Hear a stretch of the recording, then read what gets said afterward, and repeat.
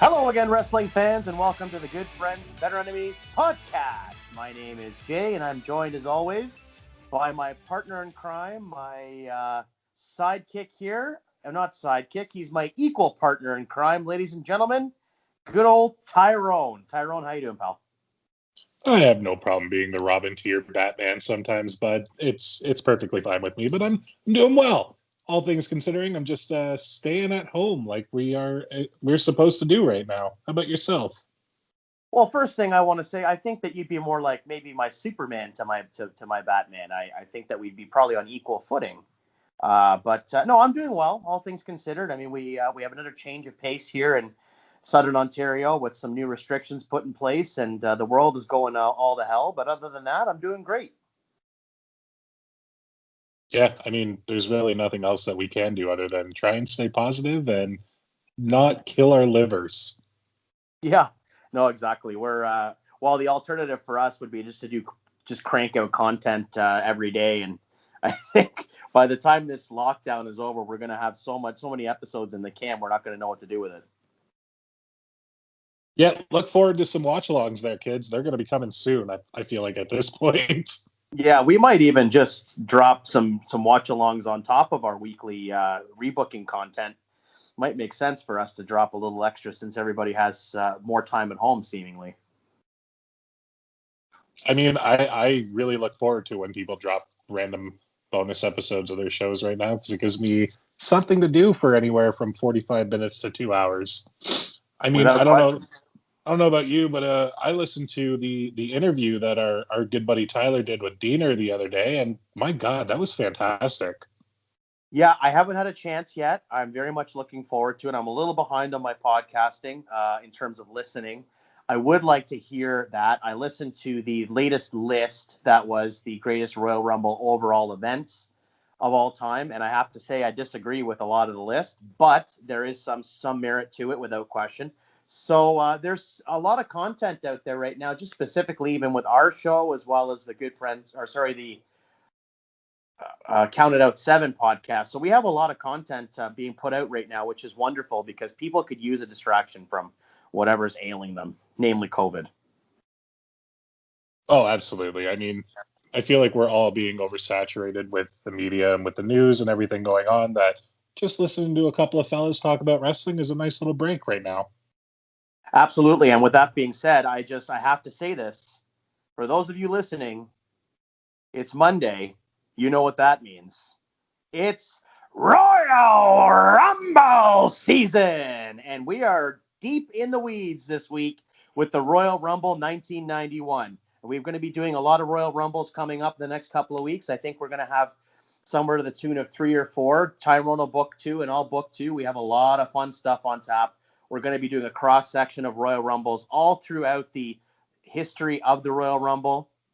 There's going to be a lot of great content, a lot of debate, a lot of rebooking, and we are so psyched. This is going to be so much fun leading up to WrestleMania season as well. We're doing the road to WrestleMania, and I think it's so much fun, Tyrone, that we are going to be rebooking Royal Rumbles that will actually end up being rebooked by us in WrestleMania form later on down the road as well. I think that's a lot of fun. It's a great concept.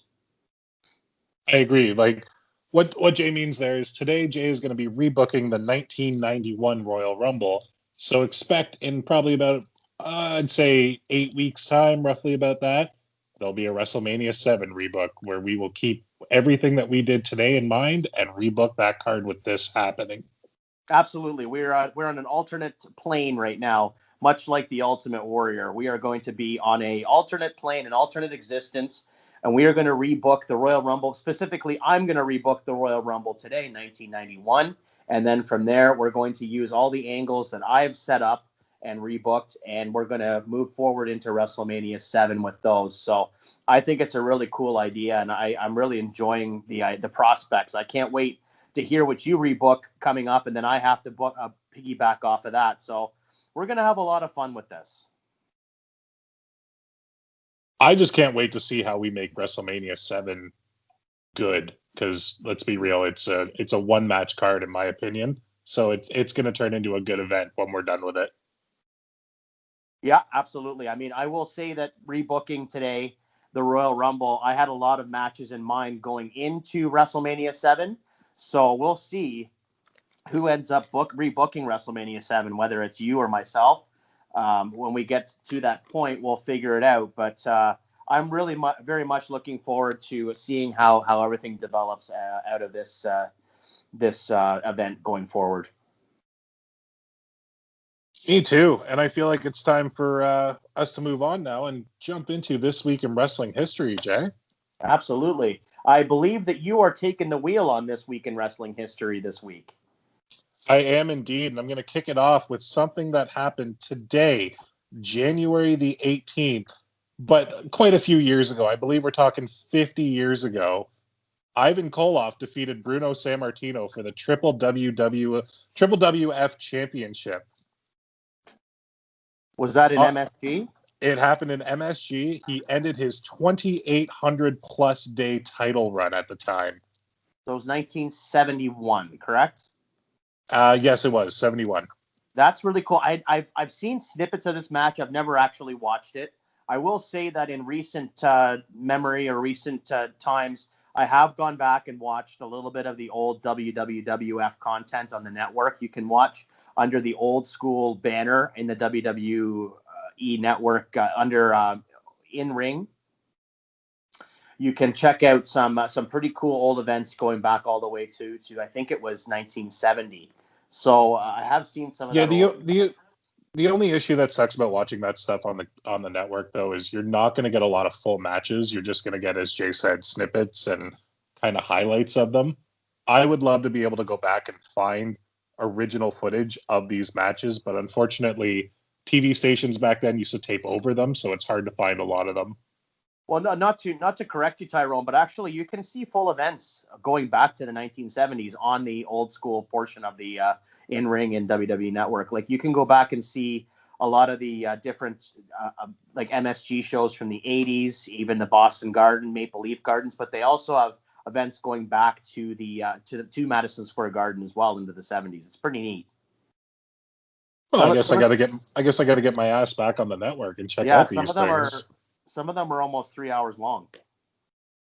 Which, funnily enough, that would be a once a month show back then, and now it's a once a week Monday Night Raw. Yeah, exactly. It's just one of the shows in the week. Oh God, I can't do that anymore. I miss the days where it was just a 1 3 hour show a month, if that. Well, I just miss the days when we had like maybe 2 hours max. Even before, like say during the Monday Night Wars, before we had Thunder and SmackDown, I kind of feel like I was just that was the sweet spot for me was you had the 2 hours of Raw, and then I guess Nitro moved to 3 hours, but a lot of times you didn't get the chance to see that. We had alluded to that a couple times on previous episodes that both you and I grew up in the greater Toronto area, and as such, many times we'd be at school when the Nitro replay would start at 3 o'clock Eastern here in Canada on TSN. So many times by the time I got home from school, I had missed the first hour of Nitro, which was too bad. But I mean, I think that was just enough content for me. 2 hours per promotion weekly, and I mean, I know that you watch DCW, but 2 hours per Yeah, but ECW was a 1 hour. ECW was a 1 hour late night weekend show, so it was kind of perfect. No, that's exactly what I mean. So I think that was around the sweet spot. 4 or 5 hours a week of wrestling was enough. Now it's 4 or 5 hours a week of wrestling from just one promotion. So I don't know. It's too much for me now. Yeah. Well, I got one more thing for this week in history. If you want to let me go ahead there, go for it. And that was again this day, January the 18th, in 1998. It was the Royal Rumble. We had Steve Austin winning that one and Shawn Michaels defeating The Undertaker in a casket match that led to his back injury. It absolutely did. Yeah, that was in San Jose, California, and I remember very vividly. That was a great card. That was actually a very underrated Royal Rumble. You had Vader and Goldust, the artist formerly known as Goldust, starting off in that one in a singles match. And I don't know if you recall the finish to that, Tyrone, but Vader hit a Vader bomb on Goldust with Luna on his back. That was a lot of fun. Then we had the Rock versus Ken Shamrock for the Intercontinental title, and that was so well booked, that finish. This event overall was so well booked, and of course you had Mike Tyson up in the skybox as well with the McMahon. So I thought this was a phenomenal And Royal Rumble. Jay, you forgot all about the minis and Sonny is the guest referee. Yeah, I just sort of saw Sonny. I didn't really notice the minis. Just staring at That's, Sonny the whole time in those that's, that's a valid point. My issue with this Royal Rumble, and I know you're going to disagree with me, Yeah. I always think the Rumble match should go on last. I don't think the title match should follow the Rumble match.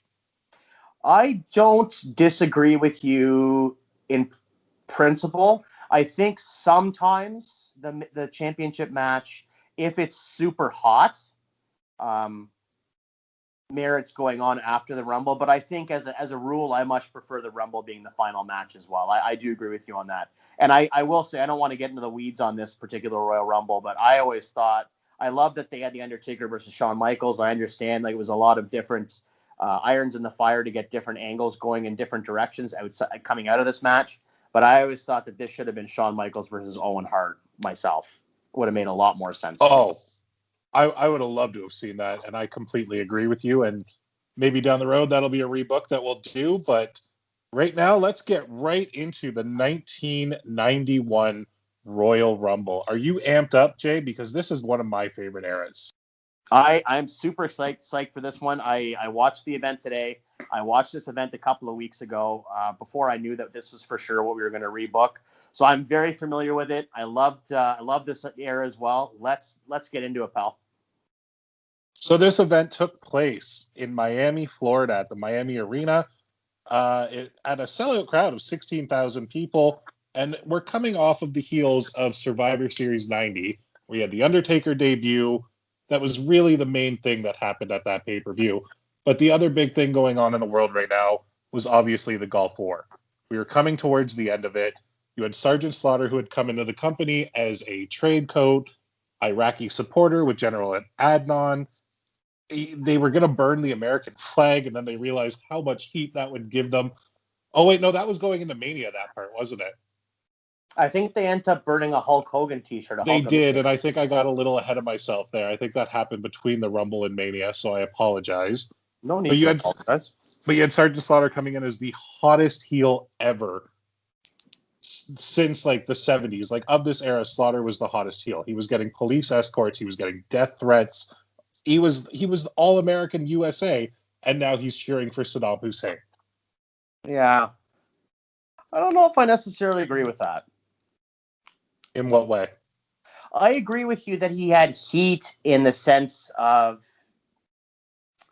I don't know, maybe I'm wrong here. I could be wrong, but I just sort of feel like, yes, he had a lot of heat because he was playing the Iraqi sympathizer, but I don't know, like when he was actually in an arena and at what you see on television, I don't know if he was the hottest heel in the company at this time.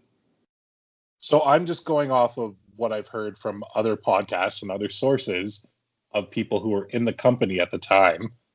And they had to get him police escorts out of the building every single time because people were ready to kill him. Yeah. No, I've heard the same stories. I've heard Slaughter tell stories as well about death threats and things of that nature. I'm not disagreeing with that at all. I'm just wondering, based on who was on the roster at this time, I don't know if Slaughter was. I mean, just pure heat from the standpoint of siding with or sympathizing with the Iraqis, yes, but I don't know if he was necessarily the hottest heel. I don't know. It's hard to say. I mean, I almost he may not. like, okay, so when I say hottest heel, he had the most heat. I think is the best way to put it. Yeah, that's that. Okay, he generated the most heat. He had the most hatred towards him, yes. But he may not have been the hottest heel. Yeah, I don't know. I tend to think maybe even Savage in this time after swerving Warrior in this match might have been the hottest heel. I don't know. It's hard to say. I would even put Sherry Martel ahead of Savage at this point, bud, the way that it all went down. But let's save that for later. That's fair. So going into this event, our champions were Ultimate Warrior was your WWF champion, Mr. Perfect was your IC champ, and the Hart Foundation were the tag champs. And boy, was it nice. There were only 3 championships at this point. Yes, yes. It's a breath of fresh air. I mean, I think that every match almost on television these days is a title match because there's so many of them. So I love this era for so many reasons, but that's one of them is that the titles meant something. Even when they brought in the European title, I feel like that was still okay. Like 5 championships, okay, or sorry, 4 championships, okay, I'm okay with that. But once you started getting into U.S. titles and hardcore titles and whatever else you had, separate brands and separate titles, separate world titles, tag titles, all that kind of thing. I just said titles a lot of times. I just think that it got way too convoluted. So I'm right there with you. Having just a tag, Intercontinental, and WWF title or World title was awesome. I thought it was so simple and just perfect. Yeah, just touching on the title thing for a second there, though, too. I agree. The European Championship was wonderful for maybe the first 8 months. Then they completely diluted it. I also love, and again, I'm not trying to open any old wounds here, but when they finally brought back the women's championship in the late 90s, or sorry, mid 90s, when it kind of meant something with Alundra Blaze, it was great. When they brought it back in the late 90s, it was kind of trash for a while. But I also really enjoyed the light heavyweight championship. Yeah, see, the reason I didn't really bring up the women's championship is to be very honest about it. It was such a weak division, not because of the performers, but because they didn't get a lot of television time, and there really weren't that many matches from from the women's division in that like early to mid '90s time frame that I just honestly forget about it sometimes. It's not because I'm dismissing it or overlooking it. It just I think it's forgettable. I mean, other than the Alundra Blaze and maybe Bertha Faye. I mean, who else do you really remember from that division? Bull Nakano, who I just said. Well, Bull Nakano. Yeah, I'm sorry. Yeah, that's a good one too. But no, other than when they would do the Survivor Series teams and you had Aja Kong come in briefly, you're absolutely right. The women's division was in absolute shambles at this point. Yeah. So, and the light heavyweight was okay. I mean, it didn't hold a candle to the cruiserweight division in WCW. So I kind of always dismissed the light heavy. And that again, that was another title that really didn't mean a whole lot. It meant something for the first maybe 6 months, and then it sort of it did. When did it even go away? Wasn't it gone within like 2 years? It went away when they amalgamated WCW and they had the light heavyweight and cruiserweight championship become one. Is that right? I don't remember it being defended much past like 98, 99. Who held it in 99? Like Gilbert?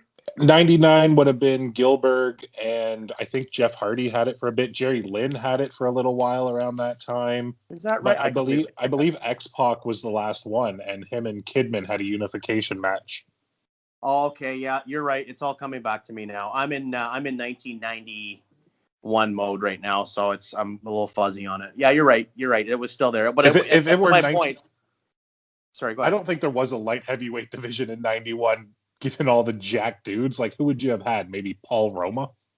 He would have been the only one. Maybe a little bit of Shane Douglas. That's how you get him over too, but that's really it. If you had Paul Roma do it, it would have been called the WWF I Can't Get on Roller Coasters Championship. No, it would have been called the Pretty WWF I Can't Get on Roller Coasters Championship. Fair enough.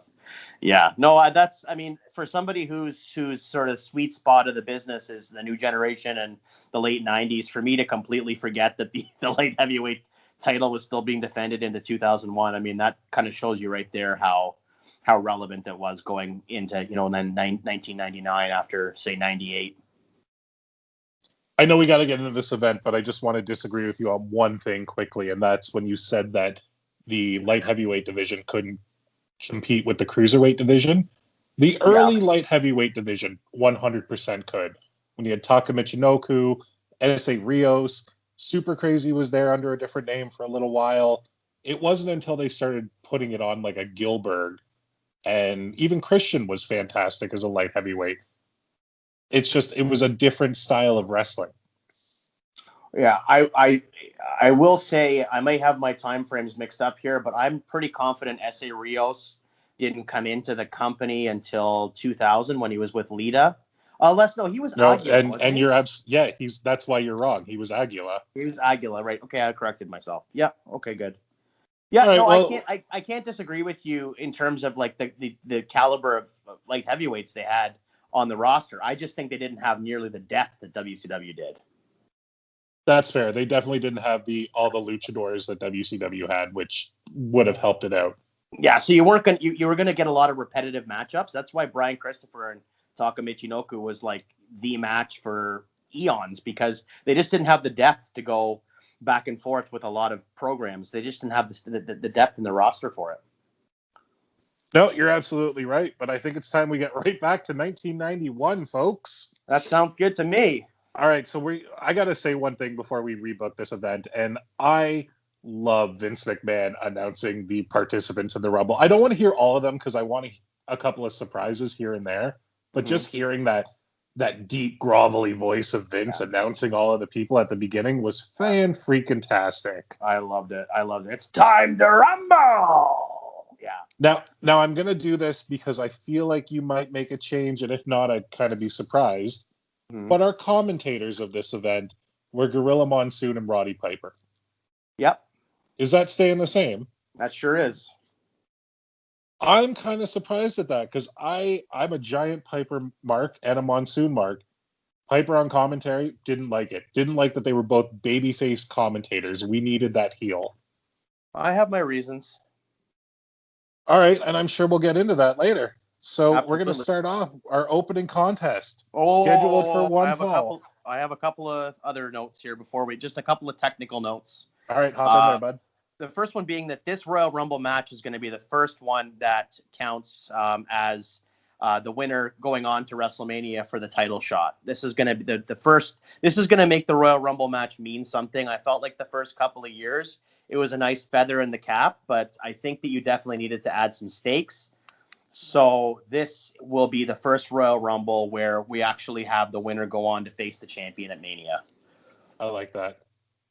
In addition to that, we're also going to have this be the first Rumble where every participant that had theme music would be coming out to theme music. I feel like that is such an important part of the Royal Rumble, especially when you have surprise entrants. I mean, how many times have we watched Rumbles and you hear somebody's theme music hit and you fly out of your chair, you're popping like crazy because one of your favorites from the past has come back, or somebody's come back from injury, or somebody's coming to the company for the first time. It's just such a great aspect to the Rumble presentation that I definitely feel like it needed to happen a lot earlier than 1996. Jay's mainly talking about when Diesel came back in the Royal Rumble and he popped a huge one, whereas I was screaming at my TV as, who the hell wants this? Well, you have your answer, me. All right, are we getting into the event now, brother? Yes, sir. Let's do it. All right, our opening great main event here tonight. Our opening contest, the Rockers and the Orient Express. Are we keeping it? Are we leaving it? What's going on, bud? The following contest is going to be for the World Wrestling Federation Tag Team Championships.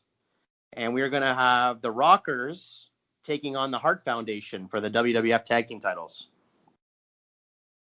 All right. Yeah, okay, I get it.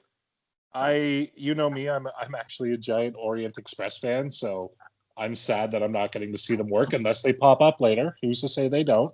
Mm-hmm. But walk us through this one. I'm not mad at it yet.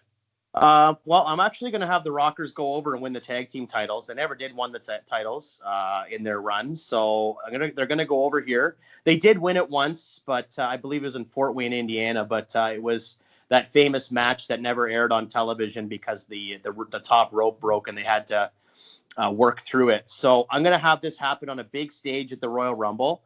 I'm going to have Anvil take the fall after a rocker dropper from Marty Jannetty. It's going to be a very spirited, fast-paced contest. I mean, we've seen these two teams wrestle in the past on different events, different shows. It's just going to be a barn burner of a match, an incredible way to get the Royal Rumble started. And this is, for me, going to be the impetus for splitting up the Hart Foundation, not in a breakup angle or anything like that, but they're going to go their own separate ways. And I was going to go ahead and tell you how I was going to book these guys individually for WrestleMania, but I will hold off on that now because we have a new concept in place. So this would be a 5-star match, a 5-star opener, and I just think that it definitely was appropriate to give the Rockers the titles, and them going into WrestleMania with the titles would be a really cool story. I do agree that the Rockers are one of those teams that 100% should have had the tag titles at some point in their career. And as you alluded to, they technically did, but it never aired due to the rope being broke. I don't know if I would have done this one. I see why you did, but I'm thinking forward to Mania, which, again, this is how we have to book this one. I get it. You do you. I'm not mad at it, but I don't like it.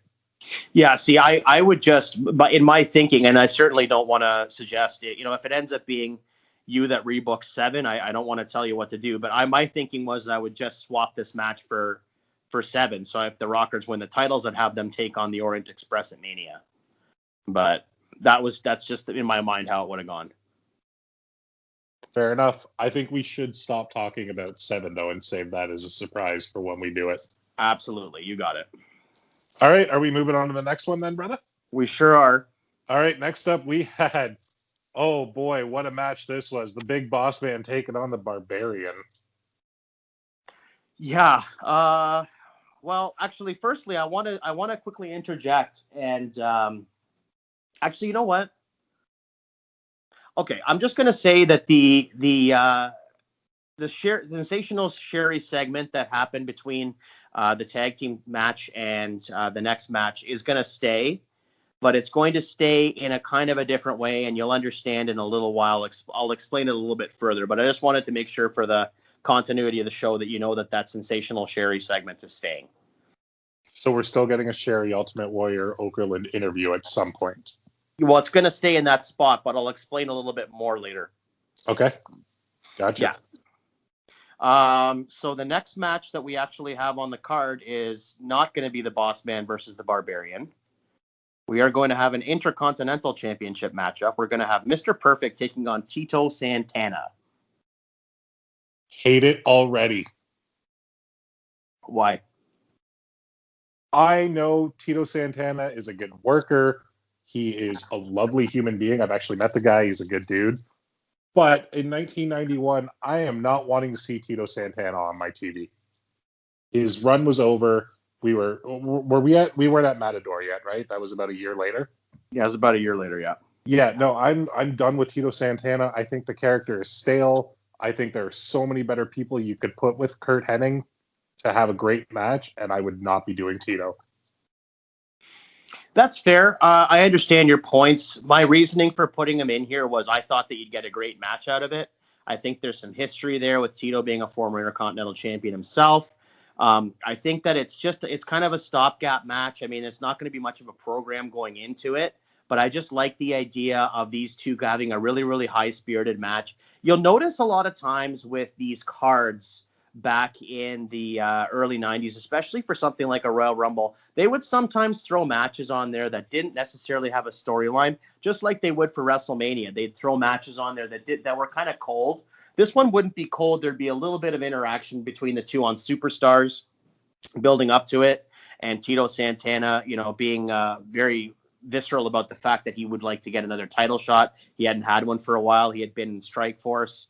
So I just think that this would have been a really, really high-spirited contest. The work rate would have been phenomenal. And to your point, Tito wasn't doing much, so I understand what you're saying. But this was going to, it was sort of a stopgap to build towards something else at WrestleMania. I thought that it was important to get the Intercontinental title on the card. Anytime you can get championships on a card, I'm grateful for it.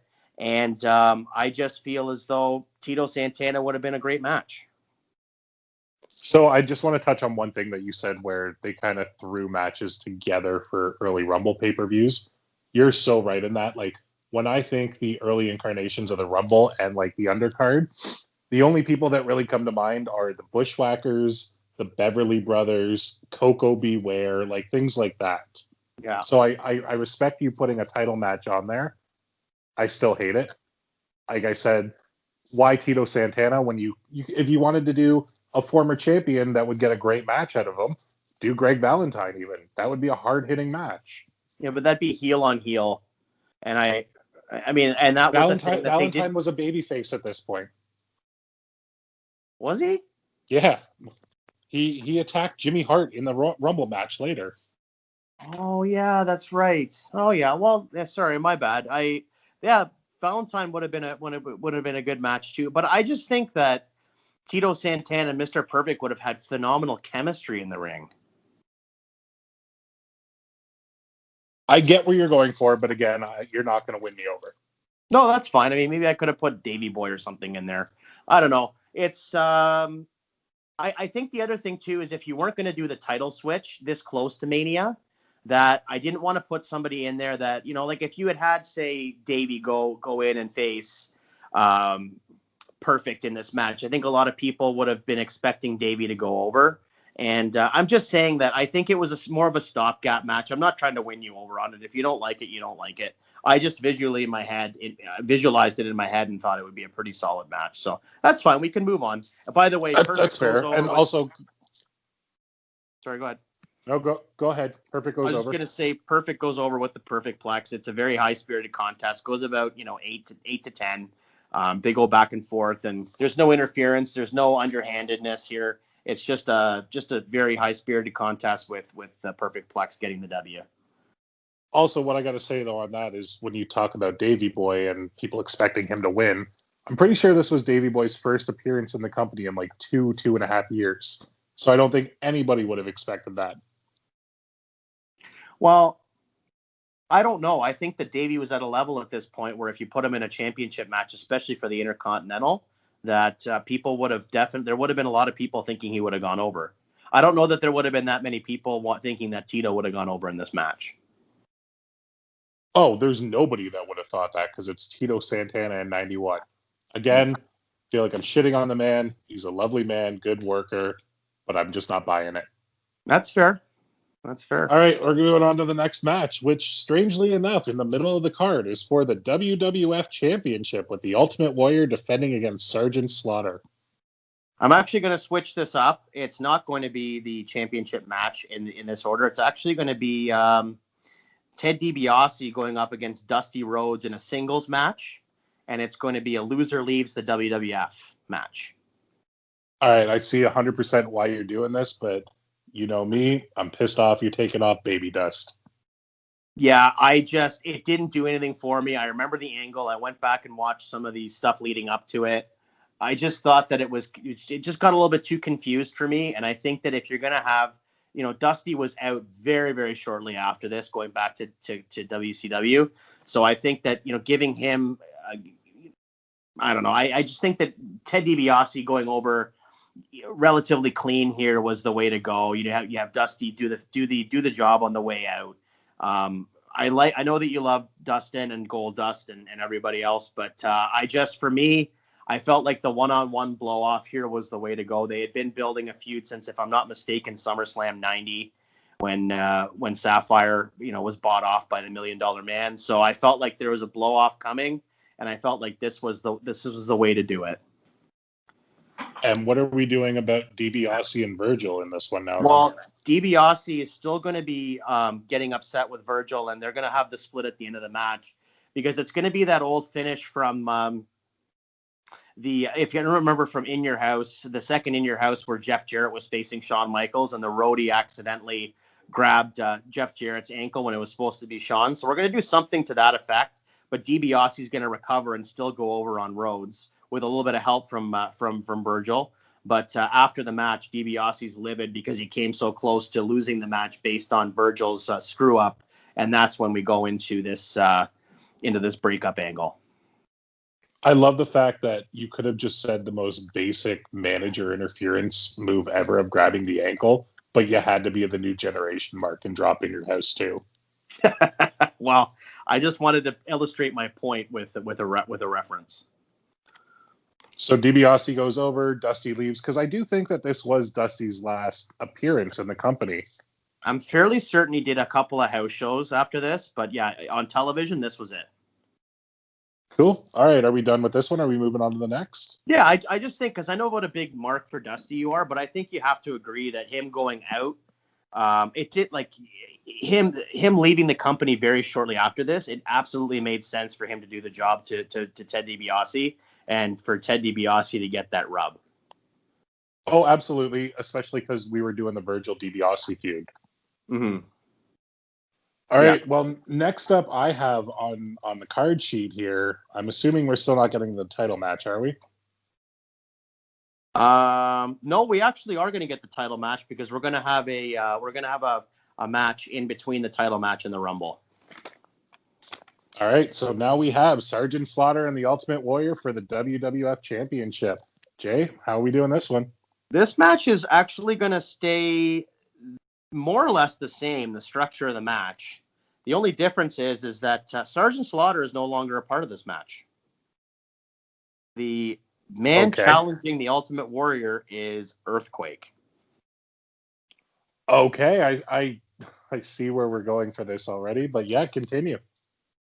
Well, it's going to be more or less the same finish. Savage is going to come out and screw over Warrior to have Earthquake go over and become the World Wrestling Federation champion. So you've got Earthquake coming out on top and going into WrestleMania as the World Wrestling Federation champion. So does the whole Slaughter Iraqi sympathizer feud just not even happen? Like, that gimmick's not a thing right now, or what's going on? That gimmick still exists, and he's going to be in the Royal Rumble match. Slaughter is.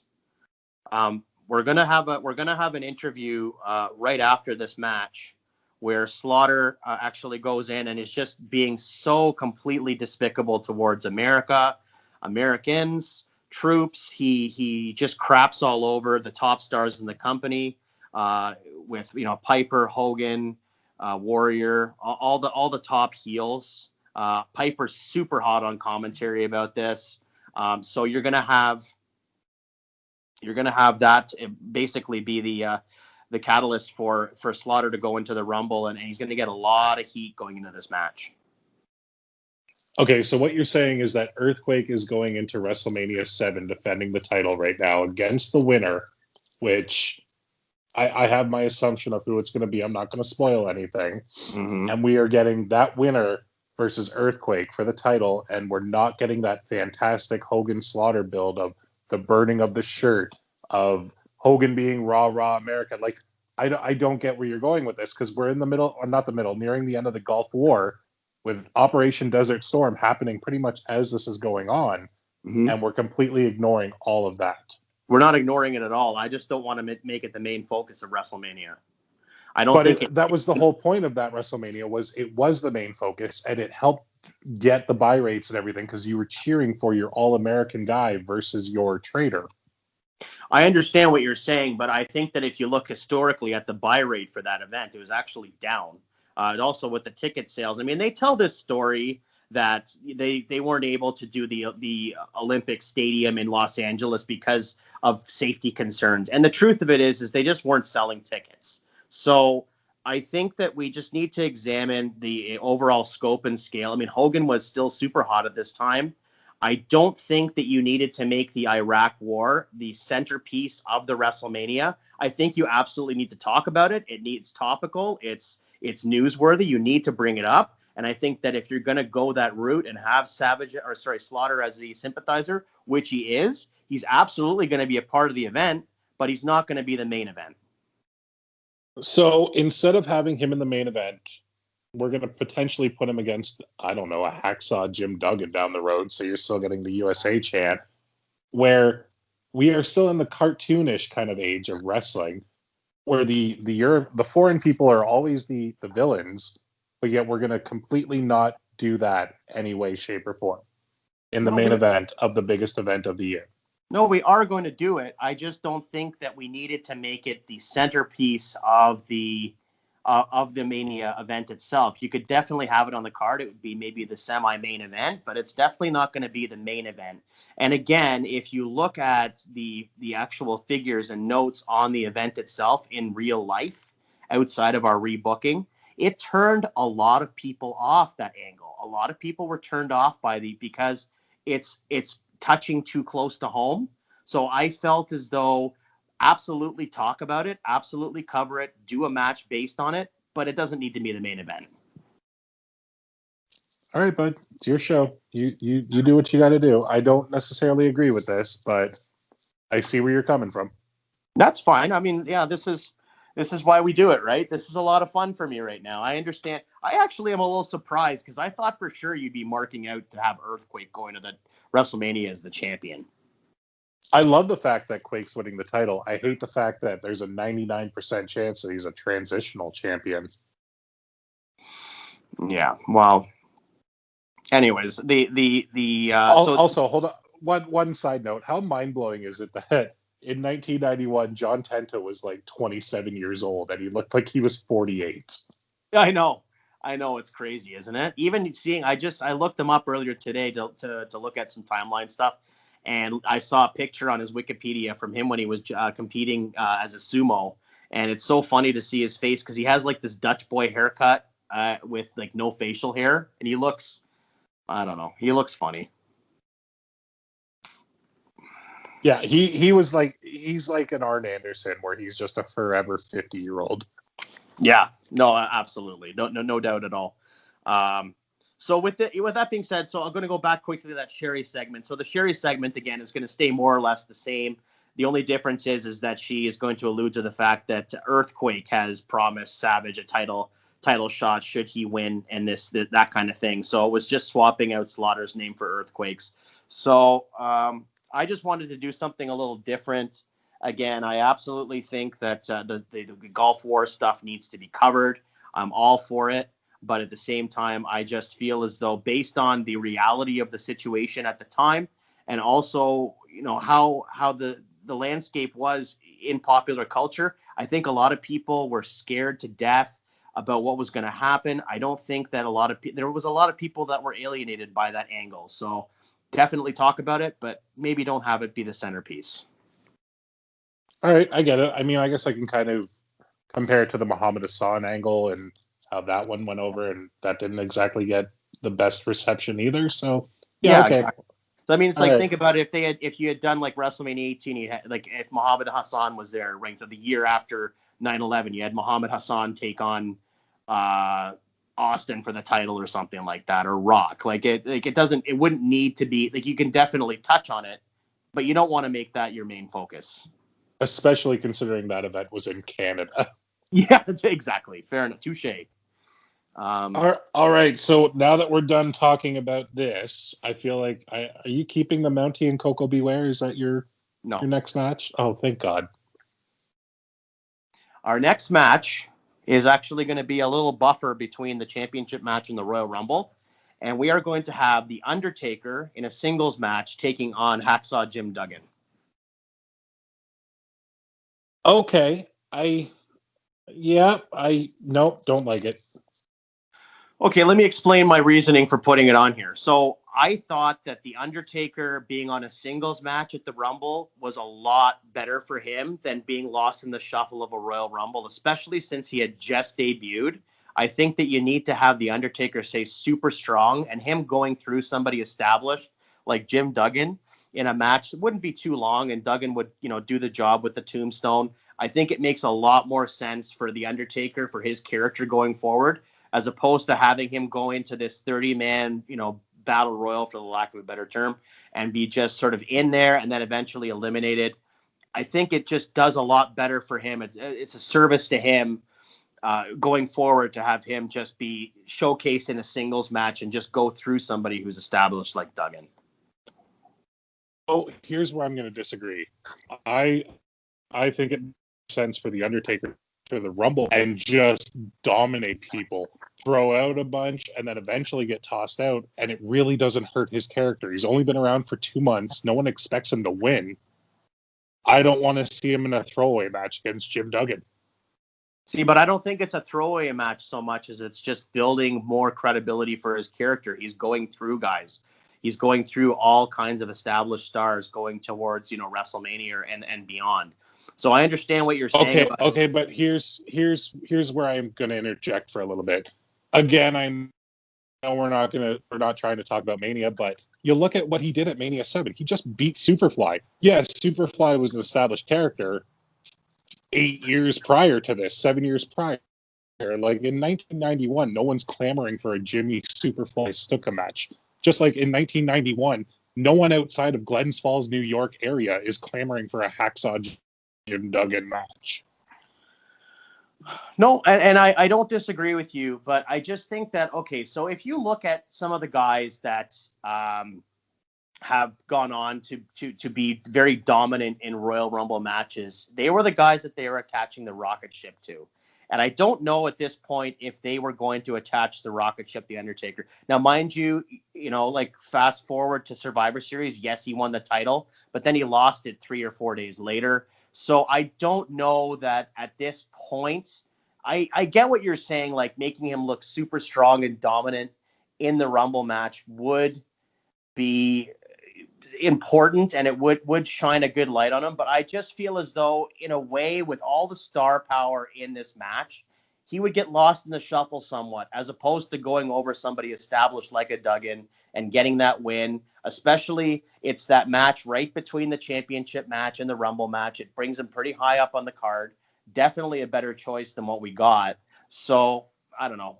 Two different schools of thought here, I guess. Now, I'm just going to question you on one thing here. You say that when they give the dominant spot in the Rumble, they're attaching the rocket ship to him. 2001, Kane did not have a rocket ship attached to him. He was just a monster in there dominating, and they really didn't do it. That year at Mania, he won the hardcore title, for God's sakes. Yeah, that's the exception to the rule, though. I think that typically speaking, when somebody dominates in the Rumble like that, usually they are going to end up having the championship around their waist within the next year or so. Yeah, that may be the exception to the rule, but at the same time, Kane was really the first one to do that. And he held the record for so long, and it wouldn't have hurt The Undertaker to have that record and eliminate 10 people. And then all of a sudden, a Hulk Hogan comes out and just goes crazy and eliminates them. Well, first, I don't think he was the first one to do it. I think Yokozuna was probably the first one to do it. And then after that, it was, I hate to say this because I know you hate him, but Diesel was one to do it in 94 as well. He eliminated like 8 or 9 guys. So there was precedent. It wasn't like Kane was the first one. It was just Kane had the most. I think Kane had 11.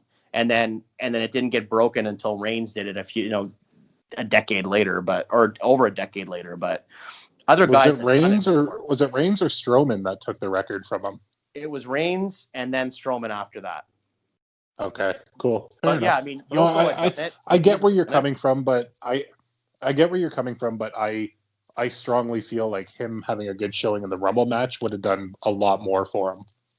That's fair. Yeah, that's absolutely fair. It's just two different schools of thought. I completely get where you're coming from, but I just think that him being in a ring with so much star power, I would have overshadowed him as opposed to having a spotlight to himself for a couple minutes. So, all good, man.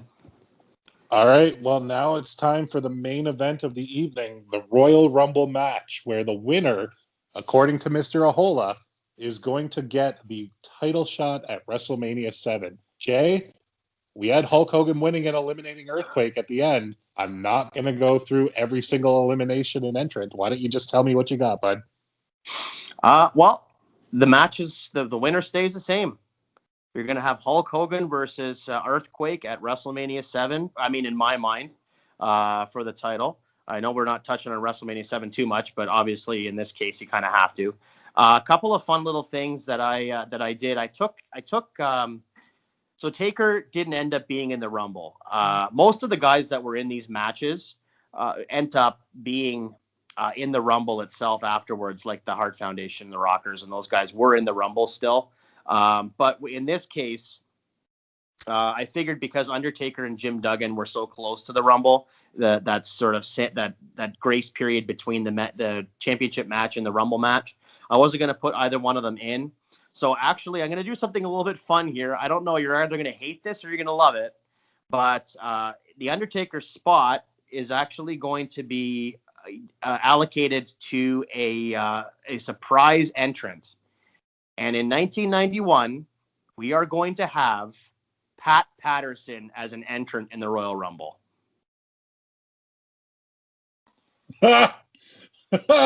No. Why not? Because half the people have no idea who Pat Patterson is in 91. Do you He think? was Do you like, think? Do you think half the people knew who Carlos Colon was in 1993, or knew who Dick Slater was in 1995? no, but at least Carlos Colon, Gorilla Monsoon just called him that youngster from Puerto Rico, so he gave him a little bit of backstory. Yeah, I forgot about that. That youngster, that guy that's older than me. Yeah, that's funny. That young upstart from the islands. Yeah, that's right. That's he. He was rookie of the year back in '69. No, listen. I just think he created the Rumble. He was he was the first Intercontinental Champion. He wouldn't have been in there long. I mean, it was just a fun little thing. You have Pat Patterson. Just imagine, Gorilla calling it. It'd be so cool to hear Gorilla be like, "Oh, it's Pat Patterson, first ever Intercontinental Champion coming up." I think it'd be a fun little spot. Maybe it would have been better later on, 10 years later, when it was during the Attitude Era. You could have had him in one of those Rumbles, I guess, as a stooge. But I kind of thought this was like a fun little thing. I guess also because he just recently passed away. I just had a soft spot. You just missed the best opportunity, though, when you were talking about Gorilla Monsoon. Pat Patterson comes out, he could have been like, "Oh my God, this is banana." I love that. Somebody get me a banana.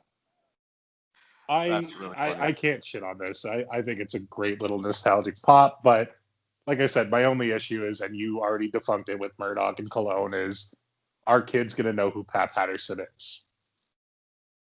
Yeah, no, you know what? Maybe kids won't, but I think it's sort of the same thing as, the people and the adults in the crowd would. I mean, it's 10 years earlier. We had that boot camp match in Madison Square Garden with Slaughter.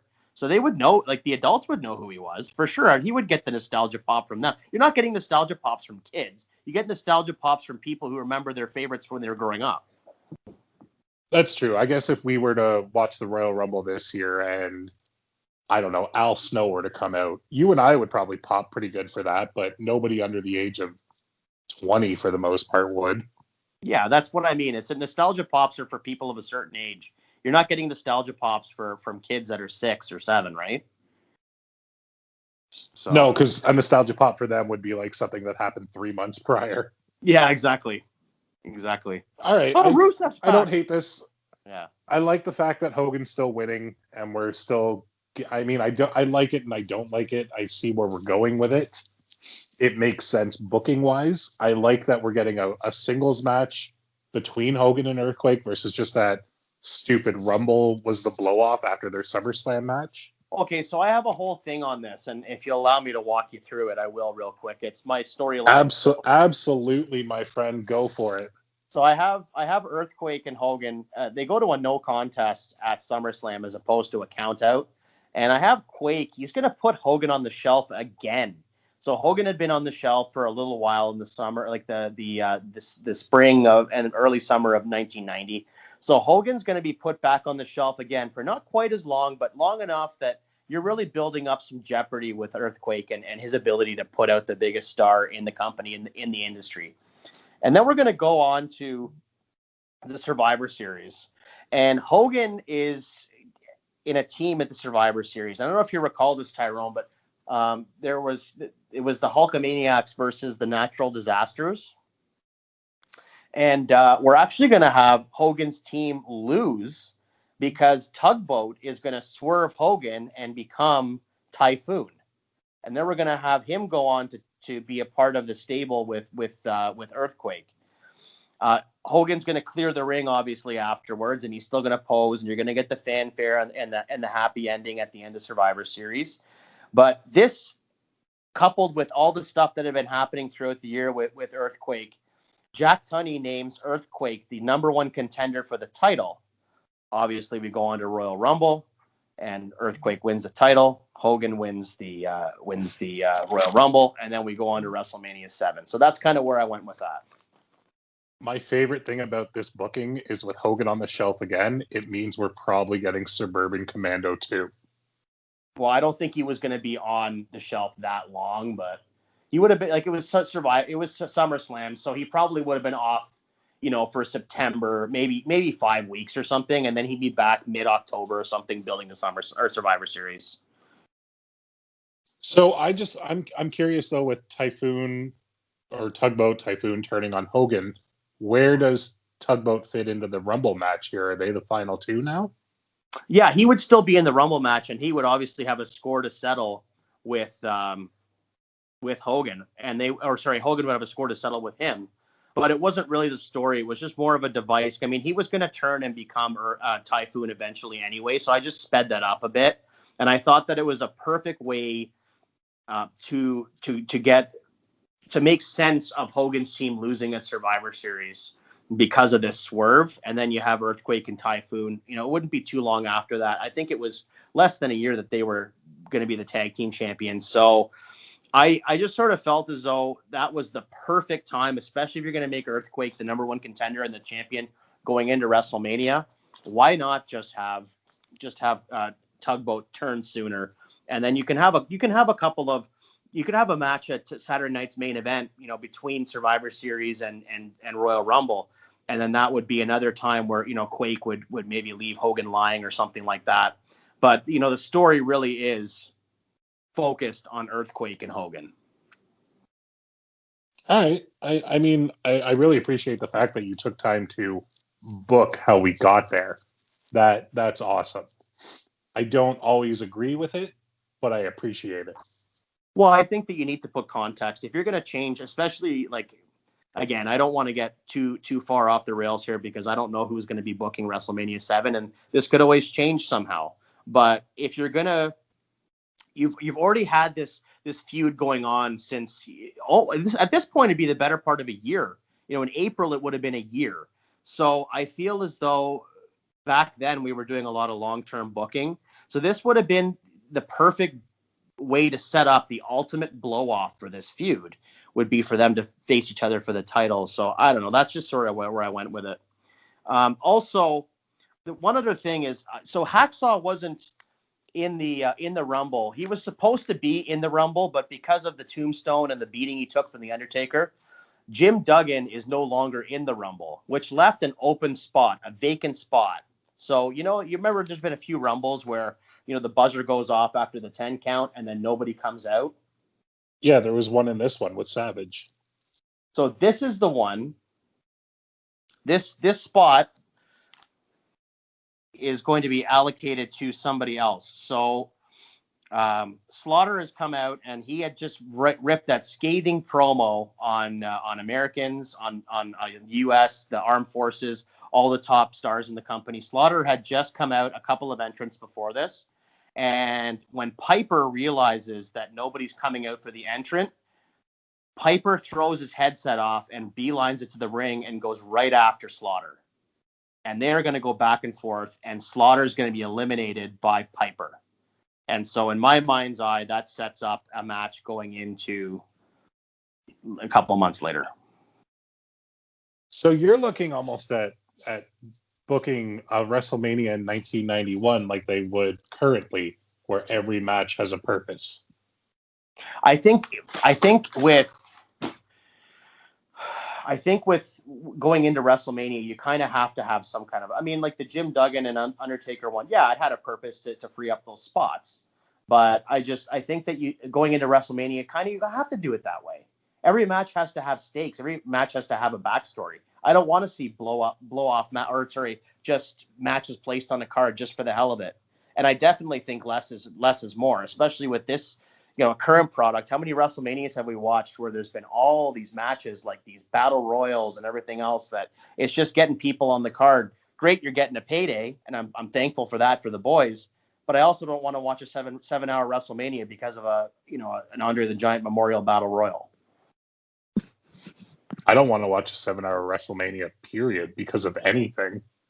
No, and that's my point. That's what I'm saying, is I just think that if you have meaningful matches that all have stories behind them, you can have less matches and people will still leave satiated, as opposed to giving them several hours of cold matches.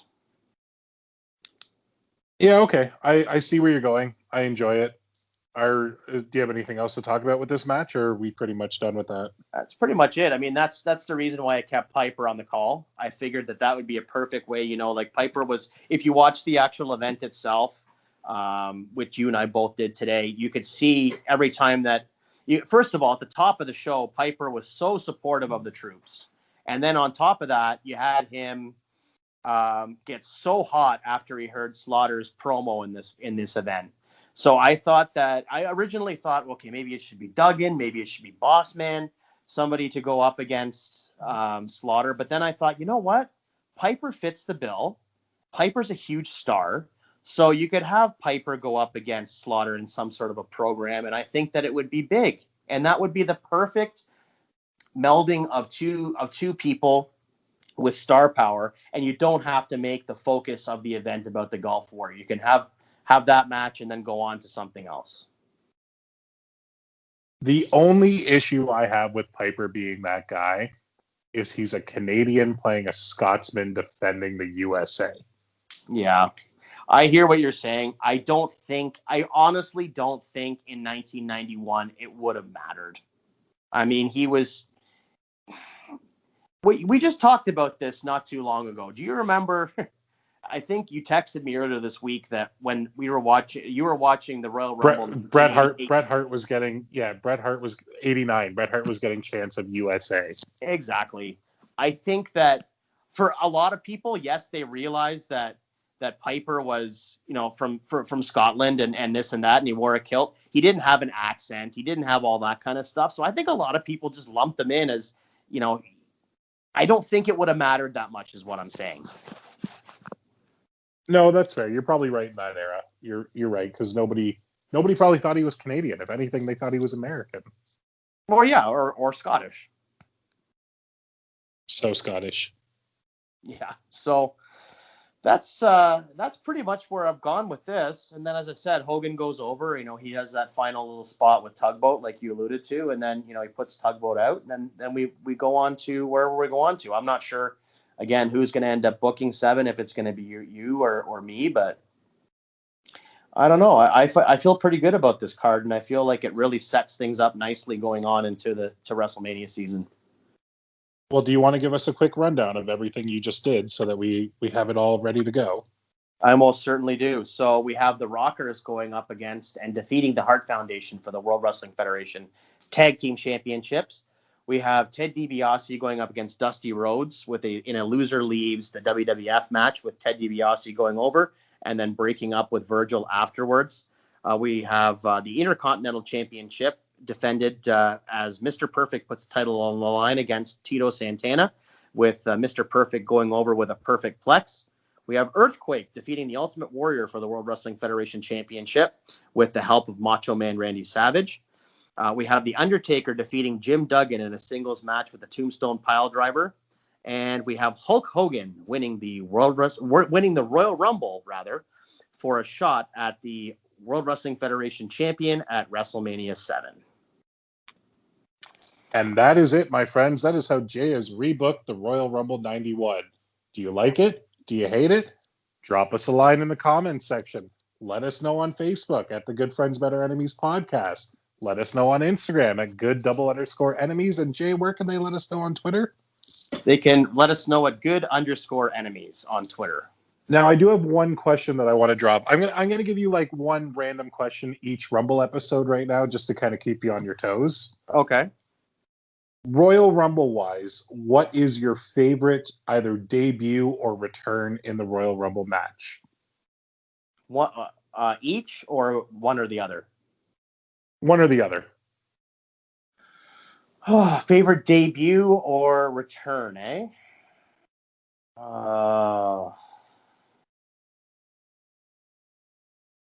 Boy, there's been so many Rumbles, it's hard to just come up with one off the top of my... Now, in the match itself or at the event?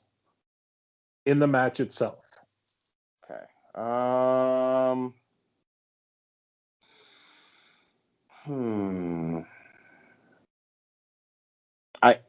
I don't know. I couldn't... it's hard to say. Jeez. Well, why don't I tell you mine, and that might... Yeah, why don't you tell me yours, and then... Yeah. So I have two. that genuinely give me goosebumps every single time, and I put them neck and neck. Yeah. And that was Edge last year. Yeah. And AJ Styles when he debuted. Because that crowd was insane for both of them, too. Yeah. You know what? Edge's return last year would probably be mine. I think I wasn't even thinking, because a lot of times my mind doesn't go directly to, modern current day stuff. But yeah, I would say Edge's last year probably. That was, I mean, we all thought it was coming. There was whispers, but then when it did happen, that was pretty cool. That one, I mean, of course, you alluded to it earlier. I loved the Kevin Nash one, the Diesel one at the Royal Rumble 2011. I popped for that. I know you didn't like it, but sorry. I just said toot toot. Oh yeah. No, that was a good one. John Cena's return at Royal Rumble 98 was '08 was pretty good. I mean, nobody expected that. That was a genuine shock. Like, that guy was supposed to be out for like 6 to 8 months, and what was he gone? 6 weeks? Yeah, I think it was like a month and a half. Yeah, 6 weeks or 2 months or something. Yeah. Then Edge's return at Rumble 2010 as well with the Achilles injury. Remember? Yeah, and he won that one, correct? Yep, he did. Yeah, he did. And for some reason they didn't book him. They didn't book him to win the title over Jericho, which I'll never understand, but whatever. Yeah, and Jericho had a couple of returns as well. Like, I think like 2012. Jericho had one that he came in at number 2, and it was a genuine surprise, and everybody freaked the hell out. Yeah, was that the one where the commentators were taking turns going in, like Booker and JBL and Michael Cole, I think? No, I only know it wasn't that one because my wife and I like to play Royal Rumble drinking games from time to time, and we just did that one. So I know it wasn't that one. Oh, okay. Yeah. No, there's been a lot of them. There's been a lot of cool ones. I mean, debuts. I mean, Vader was super cool. I was just watching the Raw the night after Vader debuted, and that angle they did with Gorilla Monsoon was so awesome. I'd never seen Gorilla, like, he was chopping Vader and taking his glasses off and throwing them on the canvas. Like, that was such a cool angle. It was so well done. I totally forgot that Vader was a debut in the Rumble. I'm not going to lie. Yeah, that was a cool. I got goosebumps thinking about it right now. He was the mastodon. Well, I don't want to give away the surprise just yet, but I'd like everybody to know that we have something planned for the Royal Rumble this year, and it's going to be a lot of fun, right, Jack? Yeah, absolutely. I mean, I guess we can let the cat out of the bag to somewhat of a degree that neither one of us are going to be surprise entrants. But unfortunately, we did not get contacted by Carano this year. Yeah, we were both hoping that maybe we were going to go in as the Samoan squat team, but didn't work out. So no, we do have something pretty fun on tap coming up as Gorilla Monsoon would say, please stay tuned to the programming for in the weeks and months leading up to what we have in store for you. But without further ado, my friend, I think it's time that we discuss your challenge for next week. Well, I know it's a Royal Rumble, so I'm prepared, at least in that aspect. I don't know. Maybe I'm going to swerve you. Maybe it's going to be sold out. I'd probably punch you in the dick if you swerved me at this point. I think it's going to be sold out. No, I'm kidding. Next week, my friend, you are going to rebook. It's actually it's up there for me. I really enjoyed this one, this Rumble actually. You are going to rebook the Royal Rumble from the year 2002. Vince and Flair in a street fight? Yes, sir. Oh, this is going to be fucking fun. I'll tell you that. This is also the one with Maven eliminating The Undertaker, right? Yeah, I always love... And the Goldust and Val Venis returns? Oh, Jay, you gave me a gift. Yeah, I always love when Maven eliminates The Undertaker and Jerry Lawler's like, he got eliminated by Maven! It was just so funny. This was a really solid event. I mean, this might, there's going to be stuff you can definitely rebook. But, I mean, history's been kind to this Rumble. Some Rumbles, I just don't watch. I usually watch for the big four. I go back and watch a lot of every year I go back and watch a lot of the old events, just before the actual match happens. Like for Mania, I'll go back and watch a bunch of the Manias before we actually get this year's edition. And there are certainly some Rumbles that I just don't rewatch because they just weren't that great. But 2002, it was a pretty solid outing. Yeah, a lot of star power in that Rumble match too. You know what? In general, 2002 was actually a pretty solid year. Yeah. Well, you had so many people in there. I mean, coupled with the idea that we had just bought WCW, and a lot of the guys that were still under those Turner contracts, after Turner sold to Vince, a lot of those AOL contracts were coming due. So that's why you saw a lot of the major stars that didn't come over with the invasion angle. They were starting to come in now in 2002 and going into 2003. So it was a very exciting time where you were going to get potentially seeing dream matchups that you'd never seen before, or didn't think you're going to be able to ever see. So it's a fun year. I'm looking forward to this one, man. Thanks. Yeah, me too. I can't wait to hear what you come up with. There's a couple of real dandies on this card that I think honestly I would probably change a good amount of the undercard, but that's just me. I'm interested to see what you come up with. It should be fun. As am I, because if we're playing by the rules of booking the Rumble means rebooking Mania the same way, this is going to be an interesting one. Yeah, well, especially because we don't know who's going to be booking what. So, I mean, just because I rebooked Rumble 91 doesn't mean that I'm rebooking 7 and vice versa, right? So it's the same thing with next week. So we're going to see where we go with this. I think this is a fun little wrinkle for us to go based on the booking from Rumble into Mania for whichever Mania, for whoever gets tasked with that. I think it's a really fun little wrinkle. We could even throw a curveball in there and have friend of the family Diener come in and rebook a Royal Rumble for us one time. You never know. You never know. Well, he could be our surprise entrant. All right, Jay. Well, I think that we've pretty much put a bow on this episode, unless you got anything else to say. Not too much else. I think that we have a lot of fun doing these shows. It's a labor of love for us. And I also just wanted to quickly shout out to social media. We've been getting some more followers and some more traction. A lot of people are checking out what we're putting down. Our content views are up, which is wonderful.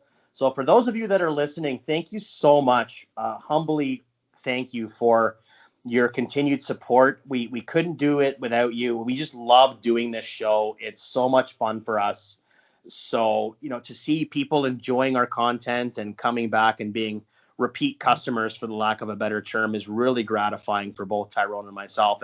And I know I speak for you when I say just tremendous thanks to all of you that are listening to what we're putting down. Absolutely. Just to echo that one more time, like we are both lifelong wrestling fans for the most part. So just to be able to do this, it's so much fun. It is work, but it's fun work. And we really enjoy producing this show for you guys every week. And we hope to see where it goes from here. Absolutely. Absolutely. And we have some fun things on tap. And don't be so surprised, folks, if you get a little extra content. As I said, we're both kind of, as most of the world is right now, in some form of a lockdown. We are on a pretty airtight lockdown right now where we reside. So there may or may not be. In fact, I think you can bank on there being a little extra fun content being dropped here and there, just in a different format as well. I think we might do some watch-alongs and maybe even some more profile pieces. But we definitely have some fun stuff on tap that we hope you enjoy consuming as well. Yeah, I got nothing else to say on that one. Just thank you from the bottom of our hearts. Absolutely. All right. Well, with that being said, my friend, my dear, close, personal, longtime friend, Tyson, I just wanted to say thank you very much, my friend. It's a new year. It's a new show for us this year. And next week, you are going to be booking the Royal Rumble 2002. And you have been listening to the Good Friends, Better Enemies podcast. Goodbye, Jonathan. Goodbye, Tyrone. Bye.